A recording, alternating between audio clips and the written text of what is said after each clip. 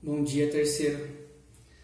Pessoal, nossa quarta aula, né? Quarta videoaula. Hoje, vocês estão assistindo essa aula após a nossa aula ao vivo, né?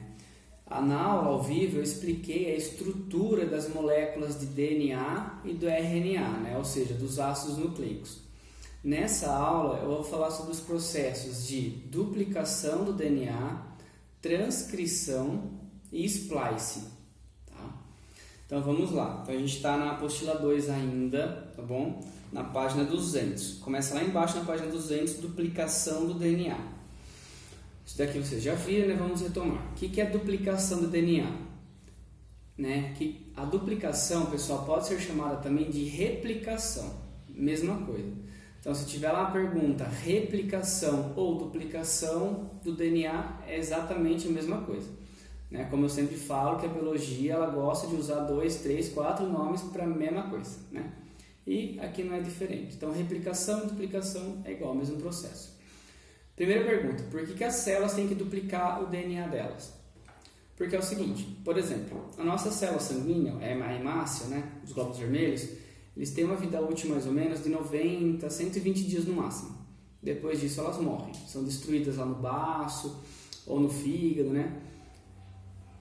E a gente não morre, ou seja, a gente está produzindo célula o tempo todo. Para produzir células o tempo todo por mitose, lembrando que é mitose, uma célula mãe origina 2 células filhas com o mesmo material genético, a mesma quantidade de material genético, ou seja, ela tem que duplicar o material genético para depois se dividir em 2 para ficar 2 células idênticas. Então, nosso corpo ele faz mitoses o tempo todo, células da pele, do sangue, ele vai trocando, né? A gente vai ter uma renovação celular o tempo todo.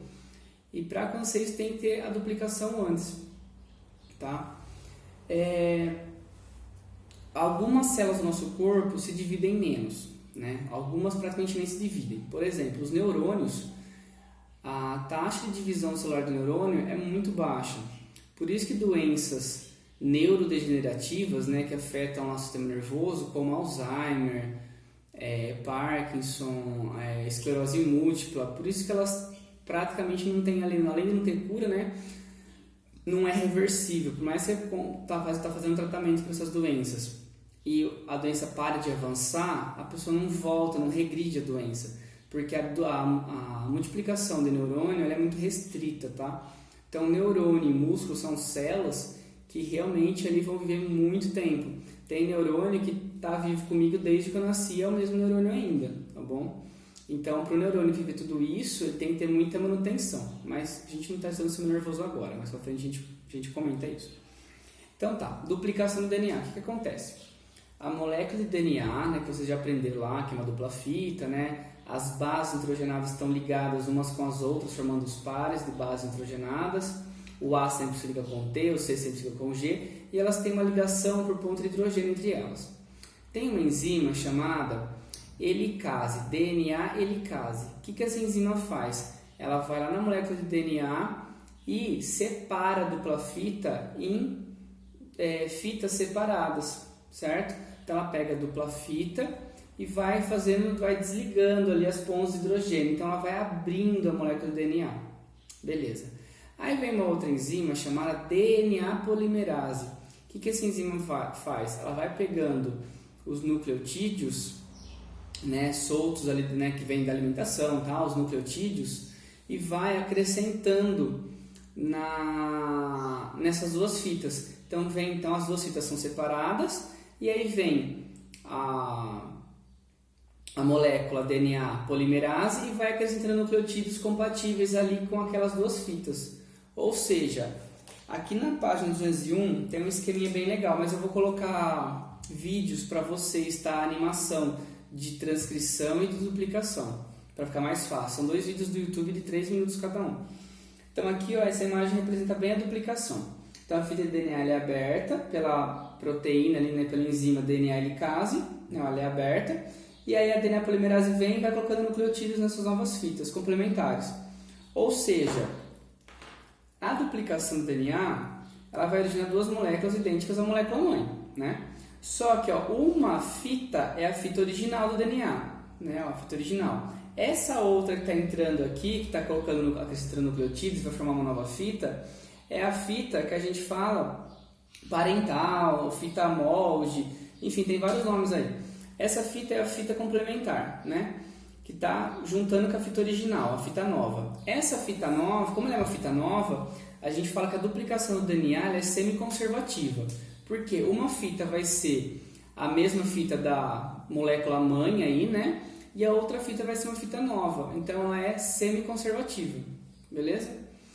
Tá? Por isso tem esse termo. Tem um experimento que tem aqui na página 201. Ele começa na página 201 e vai até lá em cima na página 202.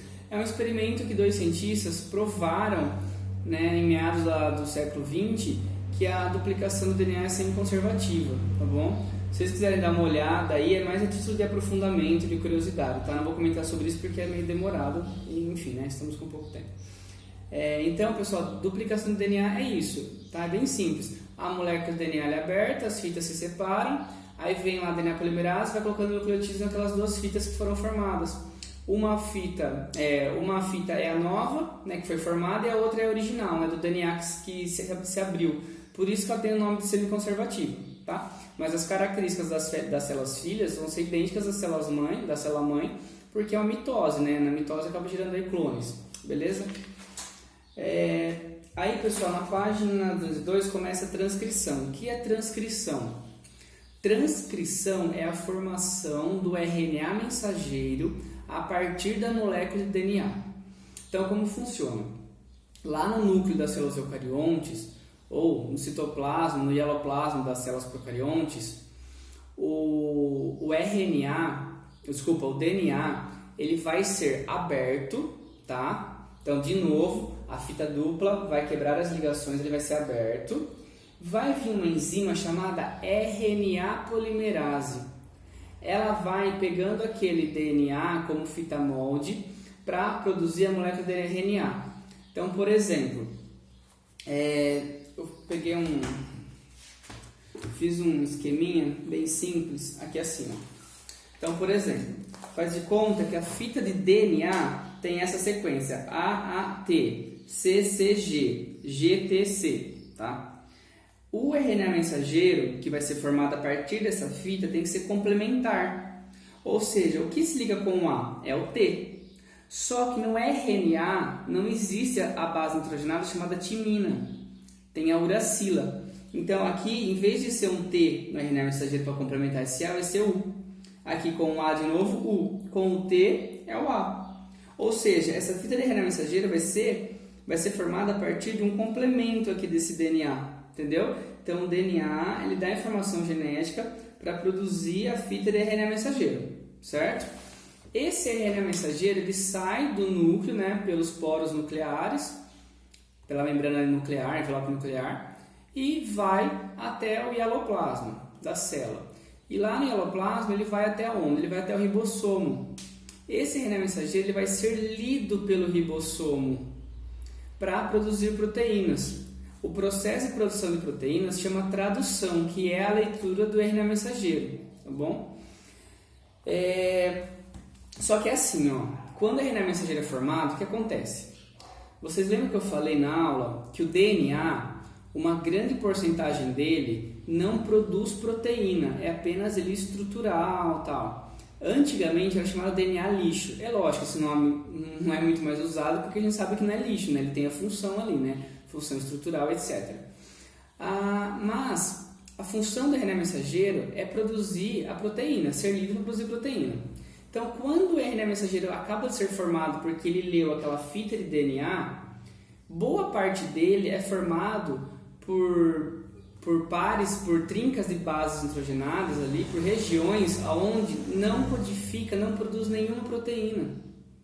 Tá? Então, o RNA mensageiro, assim que ele é formado, ele recebe o nome de pré-RNA.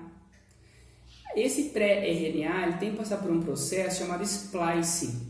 O splicing ele retira os introns do RNA mensageiro. Os introns são aquelas regiões do DNA que não produzem proteína. E que o RNA mensageiro, como ele, né, teve ali uma complementaridade com o DNA, ele acabou fazendo a molécula de RNA a partir daquele DNA todo, incluindo os introns que não produzem proteína. Só que aí ele passa por esse processo de splicing exatamente para tirar esses introns. Então ele retira esses introns e une os exons. Os exons é a parte ali que realmente vai produzir proteína. Entenderam? Esse processo também envolve uma enzima chamada spliceossomo. Pessoal, todas essas enzimas que eu falei, DNA helicase, DNA polimerase, RNA polimerase, ou transcriptase, né, que é a mesma coisa, spliceossomo, esses nomes tem que saber porque assim, são só essas enzimas. Quando a gente está na faculdade, no curso, né, de biologia, por exemplo, o número de enzimas que participa é muito maior, tá? Isso que a gente fala para vocês assim, é só algumas, só tipo assim, as principais, né, as básicas tem que saber. Mas tem muito mais enzima envolvida nesse processo, é um processo bem complexo, ok?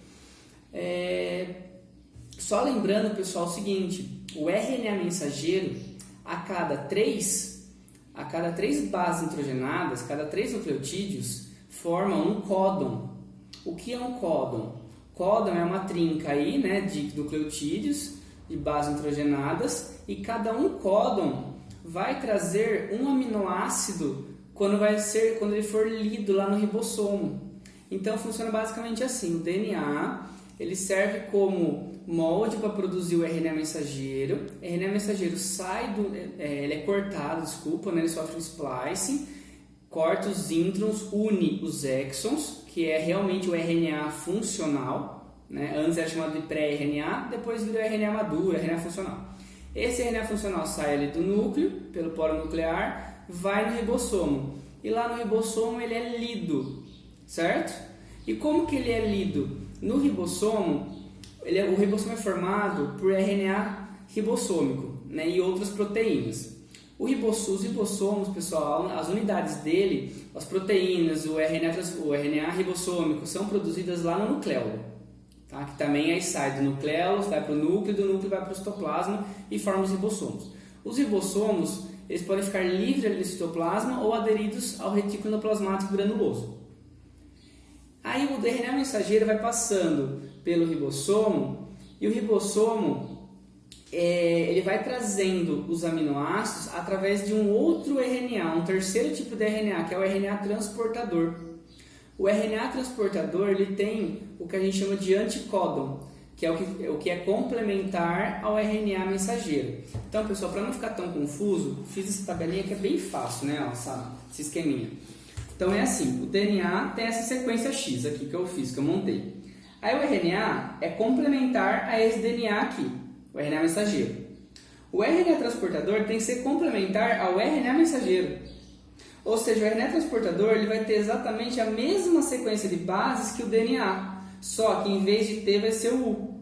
Por quê? Porque isso aqui vai se ligar lá com um aminoácido que é complementar a ele. Se é complementar a ele, vai ser igualzinho ao RNA mensageiro, certo?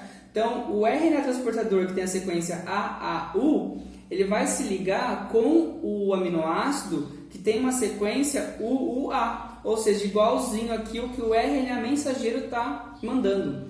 Então, não pode confundir isso daqui, ó. Se a sequência do DNA é assim, a do RNA mensageiro é complementar à do DNA. E a do RNA transportador é complementar à do RNA mensageiro, certo? Só não pode esquecer que RNA não tem a base nitrogenada chamada timina, certo?